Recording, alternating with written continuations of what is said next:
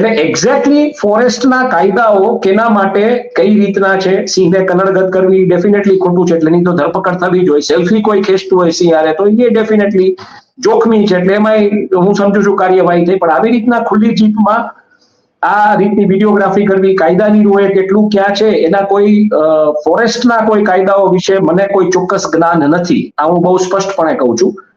એટલે હું એમાં એ નહીં કહી શકું કે કાયદેસર છે કે ગેરકાયદેસર છે. પણ જે પ્રકારનો અવાજ થયો છે, જે પ્રકારનું રમેશ સવાણીએ જે પોતાની ફેસબુક વોલ ઉપર લખેલું છે કે જે પ્રકારની મીડિયામાં જે બધી એટલે એ મીડિયા વાત કરે છે. ફેસબુકની વોલ પર વાંચી શકો આપ?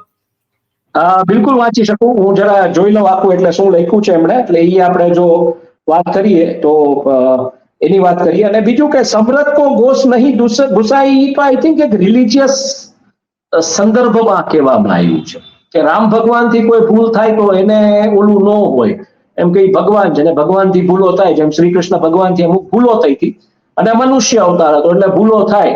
પણ એનું લિટરલ ઇન્ટરપ્રિટેશન કોઈ માણસોએ પોતાની જાતને ભગવાન સમજીને ન કરવું જોઈએ. આ હું બહુ સ્પષ્ટ